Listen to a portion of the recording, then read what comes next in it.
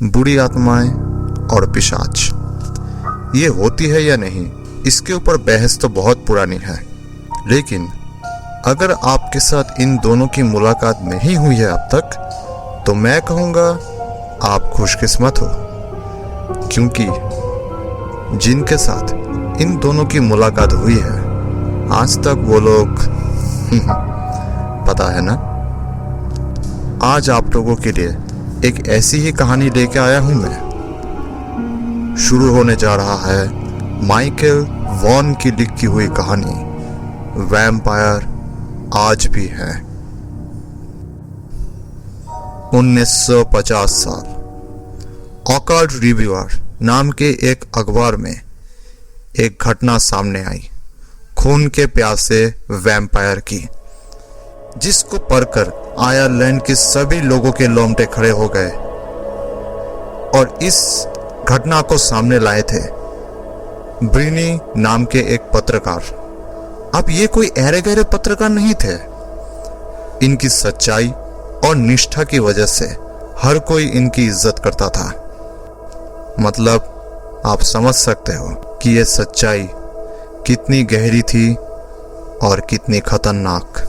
Ireland जो ये देश है, ये छोटे बड़े पहाड़ों से घिरा हुआ है और इन्हीं पहाड़ों में से एक पहाड़ की ढाल में थी एक छोटा सा गांव जहां पर यह घटना सामने आई। यहाँ के जो लोग थे बहुत ही सीधे साधे थे, खेती करके अपनी जिंदगी गुजारते थे और साथ में मुर्गी, सुअर और गाय पालते थे। गांव के आखिर में थी एक छोटी सी नदी, लेकिन बहुत तेज थी और साथ में चारों तरफ तरह तरह के पेड़ से ढकी हुई जमीन, और उन्हीं पेड़ों में खिलती रहती थी तरह तरह के फूल। हर मौसम में इन पेड़ों में रंगों की बहार साफ दिखता था। गांव में जो मिट्टी की सड़क थी वो कुछ दूर जाके एक पक्की सड़क से मिलती थी और इसी सड़क के एक किनारे थी एक बड़ा सा पैरिश चर्च। गांव के लोगों की आस्था का बस वही एक केंद्र था। सुबह शाम वहां पर प्रार्थना चलती थी। कभी कभी चर्च से घंटे की आवाज भी पूरे गांव में सुनाई देती थी। इसी चर्च के जो फादर है, उनके साथ मुलाकात हुई थी ब्रिनी की। चर्च के फादर को गांव के लोग बहुत मानते थे। उनके हर दुख और सुख में फादर की कही हुई बात आखिरी बात होती थी। और इन्हीं फादर से एक भयानक घटना के बारे में सुनी थी ब्रिनी ने। यह घटना ज्यादा पुरानी नहीं थी। 6 से 7 साल पहले गांव का एक लड़का जॉन और उसके पिता पीटर। जॉन के पिताजी की मौत अचानक से एक हादसे में हो जाती है। तब जॉन की कितनी उम्र होगी? 7 साल।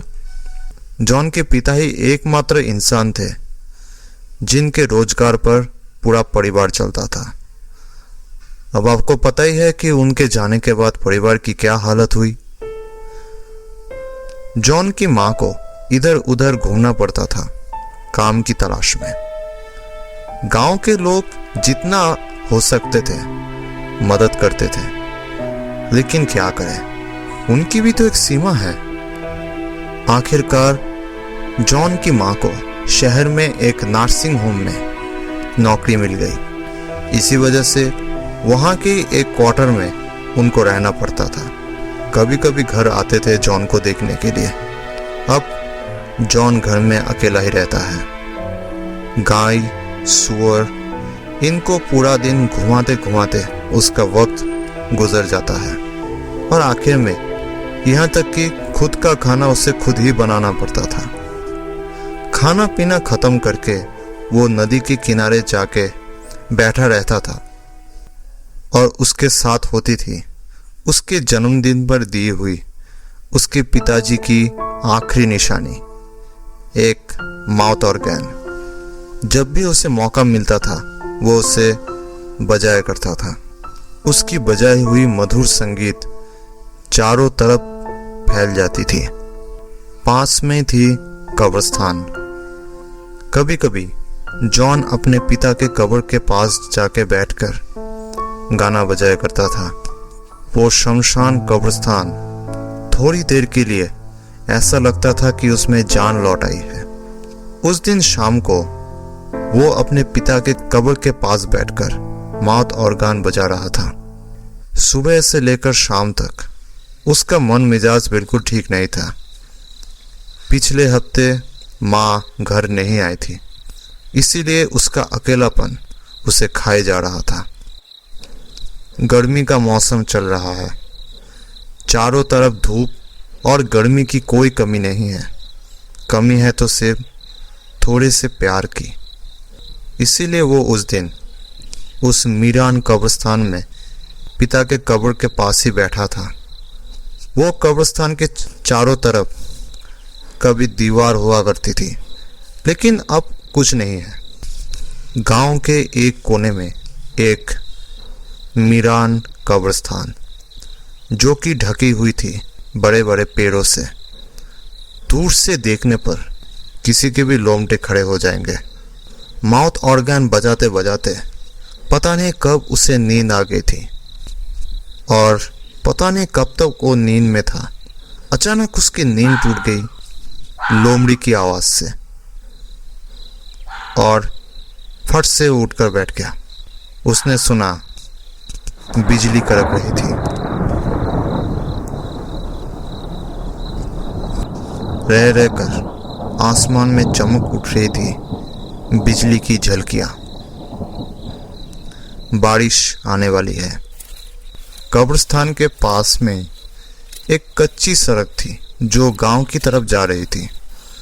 उसी से वो अपने घर वापस आ रहा था और तभी जोर आवाज करके एक बिजली गिरी और उसी आवाज में वो चौंक उठा। अरे, उससे थोड़ी सी दूर में एक कब्र और उसके ऊपर कुछ बैठा है। उसकी दोनों आंखें जल रही थी और उसका पूरा बदन काला, लेकिन दिखने में वो छोटा था। देख के लग नहीं रहा था कि वो कोई लोमड़ी है। और तभी फिर से एक बिजली गिरी और उसी बिजली में उसने देखा कि एक बड़ी सी बिल्ली, उसी की दोनों आंखें भट्टी की तरह जल रही थी। और तभी तूफान शुरू हो गई और साथ में बारिश। जॉन ने उस कब्र को अनदेखा करके जाने की कोशिश की, लेकिन चारों तरफ अंधेरे से ढका हुआ था। अजीब बात है, जॉन आगे तो बढ़ा, लेकिन जाके उसी बिल्ली के पास पहुंच गया। ऐसा लग रहा था कि वो बिल्ली उसी के इंतजार में अब तक वहां बैठी है। पास जाते ही जॉन को उस पर बहुत दया आई। इस तूफानी रात में कहाँ जाएगा ये बेचारा। और कुछ ना सोचकर उसने उस बिल्ली को अपने सीने से लगा लिया और उस बिल्ली ने भी अपने दोनों पंजों से उसको जकड़ लिया।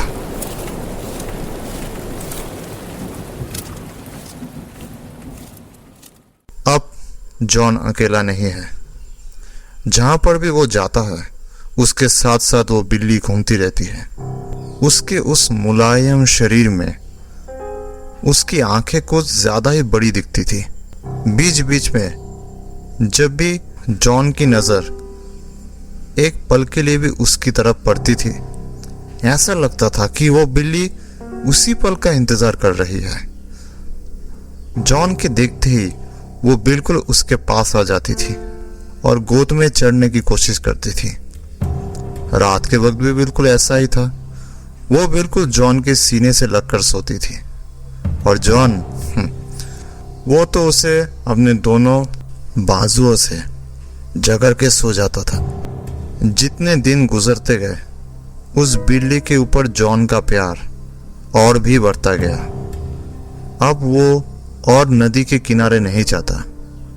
शाम होते ही फटाफट अपने घर वापस आ जाता है और फिर अपने बिल्ली के साथ गुजारता है। एक शनिवार को उसकी माँ घर पे वापस आई और इस बिल्ली के लिए जॉन का प्यार उसकी माँ को कुछ ज्यादा ही लगा।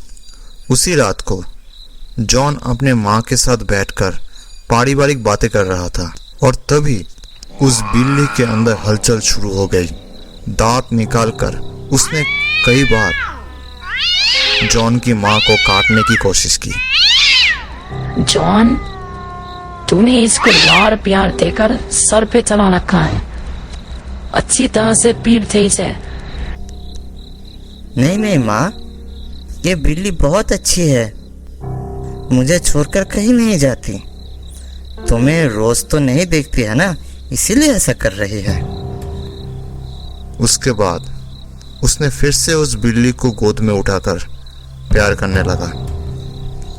जॉन की इस हरकत को देखकर उसकी माँ बहुत गुस्से में आ गई और उसी रात को घर के पास में ही वो बिल्ली जोर जोर से रोने लगी और आखिर में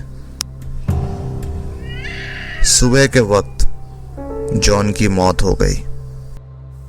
पूरे रीति रिवाज के साथ जॉन को कब्र में डाल दिया गया। अपने बेटे को खोने के गम में उसके माँ ने वो गांव छोड़कर अपने भाई के घर चली गई। इस घटना के 4 दिन बाद गांव के एक आदमी टॉम, उसकी पत्नी की मौत हो गई। डॉक्टर ने कहा खून की कमी की वजह से उसकी मौत हुई थी। अगले दिन ही सैमुअल नाम की एक आदमी की माँ बीमार पड़ गई। उस रात को वो सो रही थी। अचानक सैमुअल को कुछ अजीब सी आवाज आई। उसने फटाक से उठकर बैठ गया और तभी उसने देखा कि 2 बड़ी बड़ी काली बिल्लियां एक छलांग लगा के खिड़की से बाहर चली गई।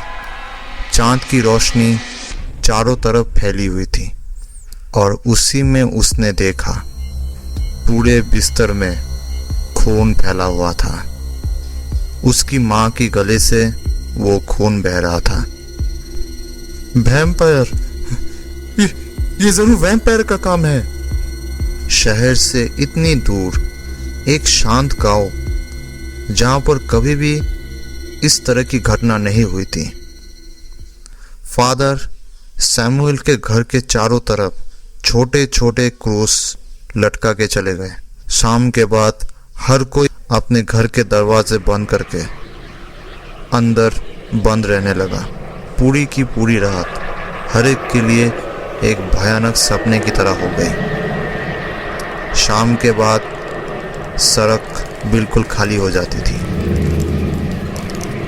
लोगों ने जितना हो सके काली बिल्लियों को मार दिया, लेकिन फिर भी पिशाच का हमला बंद नहीं हुआ।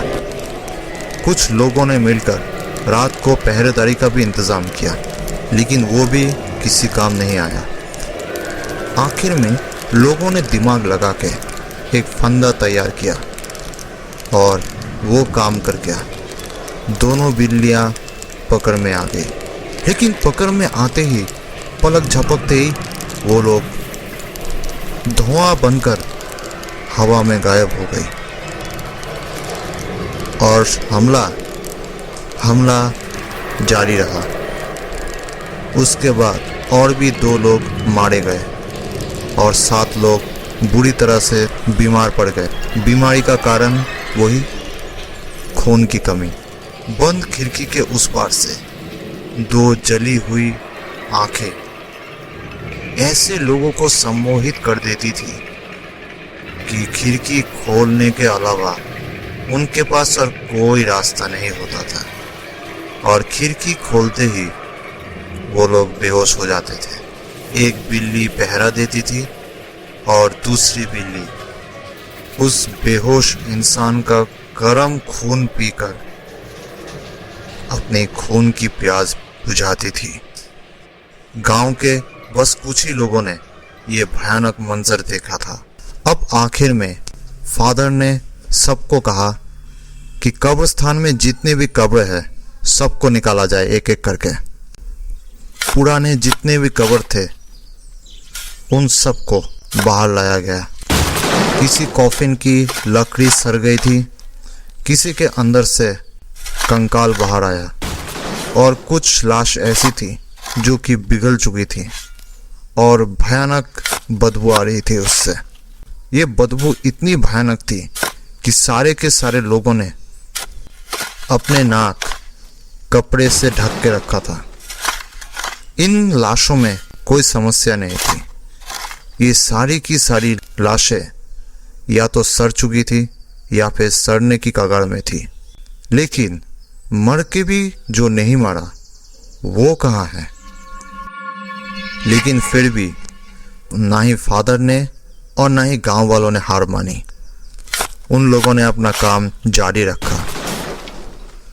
जॉन की बात फादर के दिमाग में आई थी, लेकिन वो एक मामूली सा लड़का था, इसीलिए जिसकी मौत बिल्कुल स्वाभाविक तरीके से हुई थी।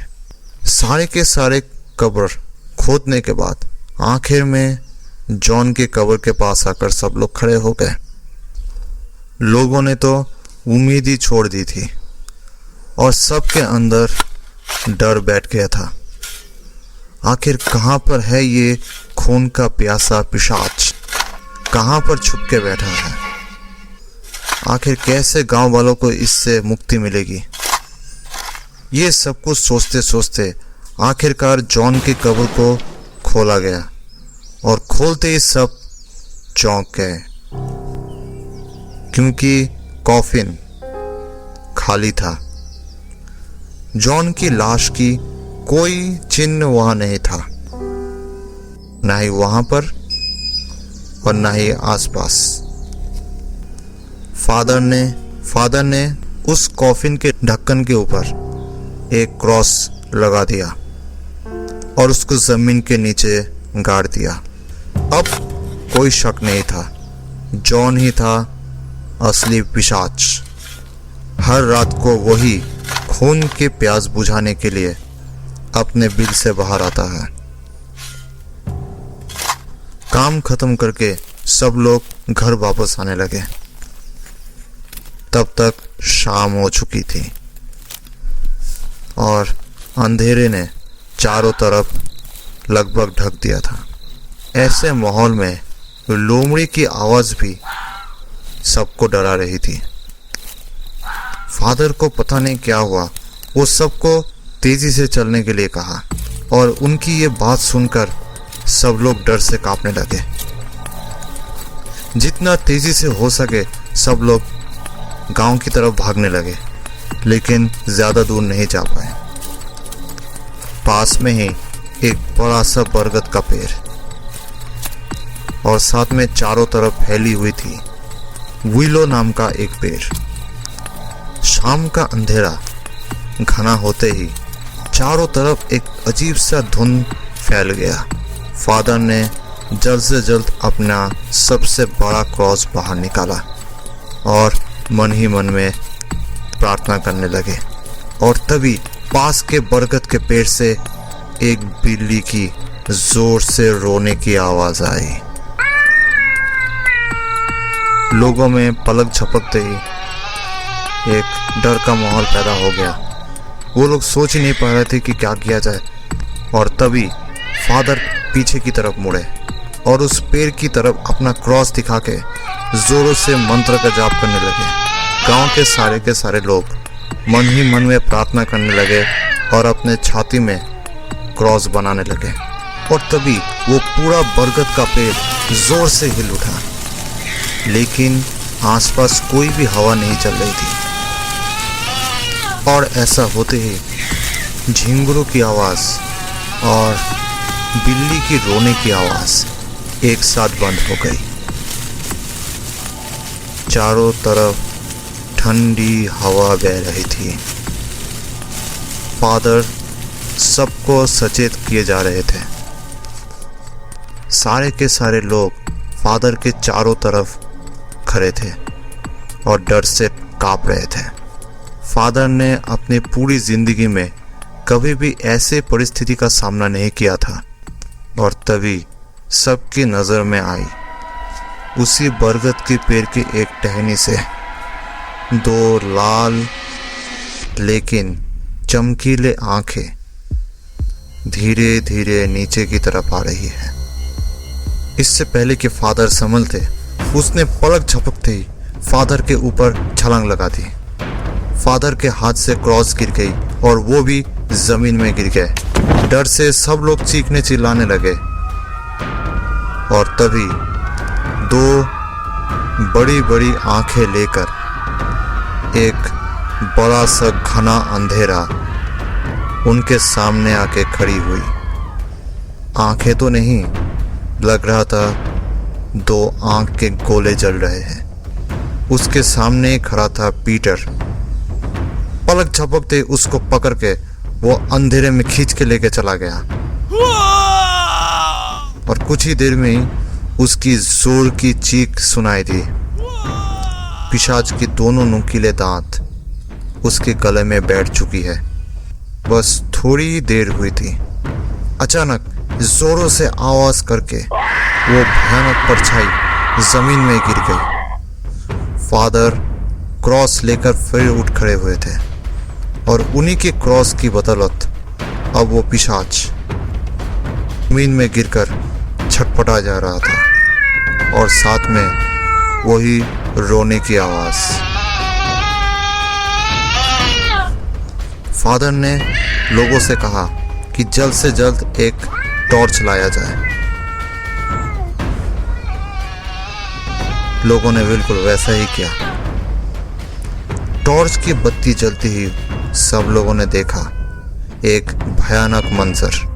उनके सामने ही पड़ी थी जॉन की लाश, आंखें खुली हुई लेकिन बिल्कुल खून की तरह लाल, और उसके होठों से तभी भी ताज़ा खून टपक रहा था। पूरे बदन से सड़ी हुई मांस की दुर्गंध।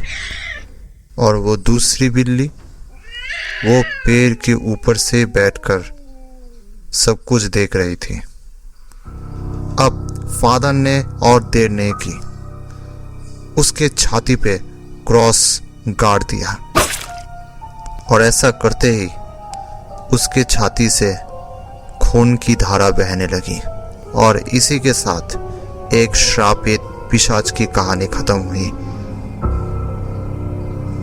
भले ही आज वो पूरा गांव शांत है, सब कुछ ठीक है, लेकिन आज भी वो पिशाच फादर के बुरे सपनों में जिंदा है, जिससे शायद फादर कभी पीछा नहीं छुड़ा पाएंगे। हम किस पर यकीन करते हैं, किस पर नहीं, प्रकृति को इससे कोई फर्क नहीं पड़ता। उसने अपने अंधेरे में कौन कौन से राज छिपा के रखे हैं, हमें आज तक ये ठीक से नहीं पता है। हम बस अपनी तरफ से सावधानी बरत सकते हैं और तैयारी कर सकते हैं। कहानी सुनने के लिए बेहद बेहद शुक्रिया। मिलते हैं अगली कहानी पे, तब तक के लिए शुभ रात्रि।